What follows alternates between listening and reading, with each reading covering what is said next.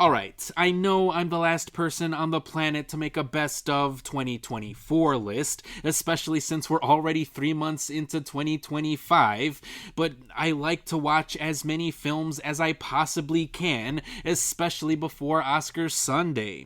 But even though I didn't end up catching every single movie that I actually wanted to, tonight is a celebration of the best films of 2024, so I finally decided to list which 10 movies were my absolute favorites.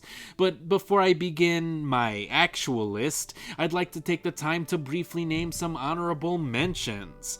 And those movies would include Better Man, Deadpool and Wolverine, Dune Part 2, Inside Out 2, Late Night with the Devil, Love Lies Bleeding, The Order, Piece by Piece, A Real Pain, and The Substance. But the real list starts alphabetically, of course, with Anora. I've been a fan of Sean Baker ever since I saw an early screening of his sophomore outing, The Florida Project.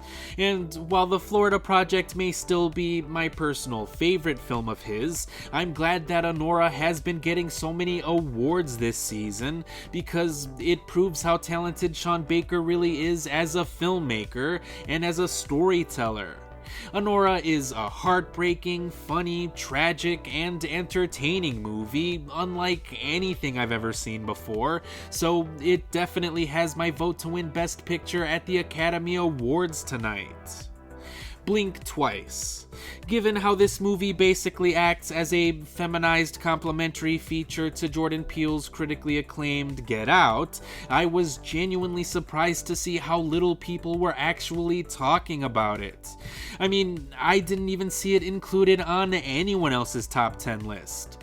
And I admit that the film is probably far from perfect, but this is a psychological drama that definitely stayed with me.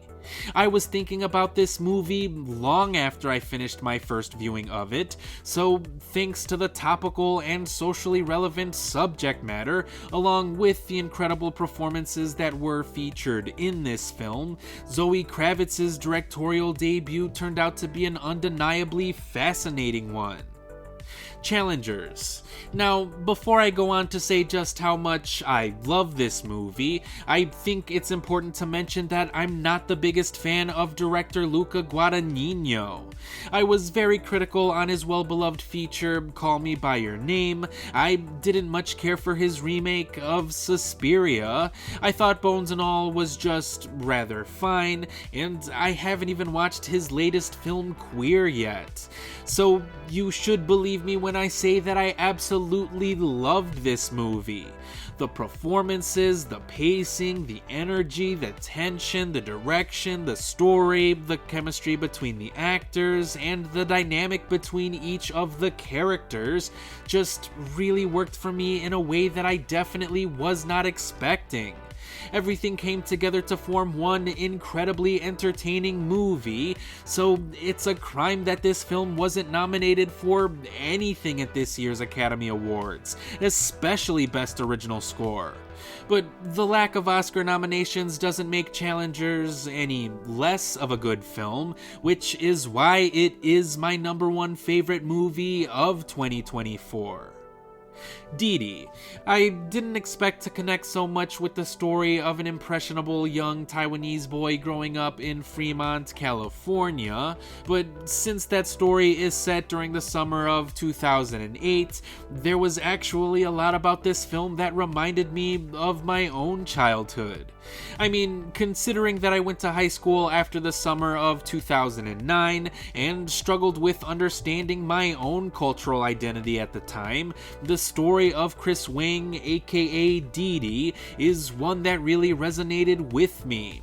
And yes, part of that has to do with my nostalgia for the early aughts in general, but I enjoyed being able to view that time period with a certain critical lens as well.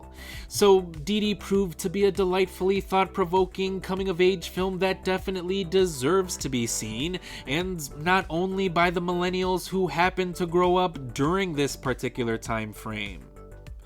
Flow. While everyone else seems to love DreamWorks' animated feature, The Wild Robot, I have to admit that I was far more impressed with this little indie movie. And I don't mean any disrespect towards The Wild Robot, it's a beautifully animated film about parenthood after all. I just happen to like the far more ambiguous nature of Flow. Because the movie could be about climate change, or the Bible, or the global pandemic, or none of those things, or all of those things. That's the beauty of this movie. So much of it is left open to interpretation. And I really enjoy how the animals in this film never speak, since most animated movies tend to use anthropomorphized animals, which means that Flow is a thoughtful and reflective animated movie unlike any other. Furiosa. Given how much everyone loved Mad Max Fury Road, I was genuinely shocked to see how unsuccessful Furiosa turned out to be. I mean, sure, it received good reviews from fans and critics alike, but hardly anyone went to even see it. And not only did it bomb at the box office, but it was left out from most of the award ceremonies that Fury Road ended up sweeping before. And I think that is an absolute crime, considering that this is a really damn good movie. No, it may not be as frenetic or as beautifully chaotic as Fury Road was, but Furiosa acts as a wonderful complementary piece to Fury Road, and it stands really well on its own 2 feet, acting as a magnificently epic revenge quest. Regardless, Furiosa proved that George Miller still knows how to make a really damn good film, and I hope we get to see him make 1 or even 2 more great ones. Juror number 2. I don't know what Warner Brothers was thinking when they decided to release this movie in only 50 theaters, because Juror number 2 is an absolutely fantastic movie. One that forces the audience to think and ask several different moral questions. I was even able to have an engaging conversation with my girlfriend about what we would do if we were in the main character's shoes. So even in spite of his old age, Clint Eastwood proved that he can still direct the hell out of a movie. And if this really is his final film, he should be proud to know that he ended his career on such a captivating high note. Kingdom of the Planet of the Apes. I am an absolute sucker for the Planet of the Apes movies. I mean, there's a reason why this sci-fi franchise has endured for almost 60 years now, but given how pivotal Caesar's character became to the more modern films in the series, Kingdom had the monumental task of proving that this franchise could continue forward without him as its central character. Thankfully, I think West Ball's sequel was able to do just that, because Kingdom is an elevated action film that features a compelling narrative, outstanding performances, and breathtaking visual effects, all of which makes me excited to see the next installment of the franchise. Thelma. I really wish I got the chance to see this film in a theater, because Thelma is a crowd-pleasing feature that feels like it was made to be enjoyed with others, especially considering how absolutely delightful June Squibb is in the leading role. But I am glad that I did get the chance to see this sweet and endearing little feature, because Thelma is undeniably fun, entertaining, and heartwarming.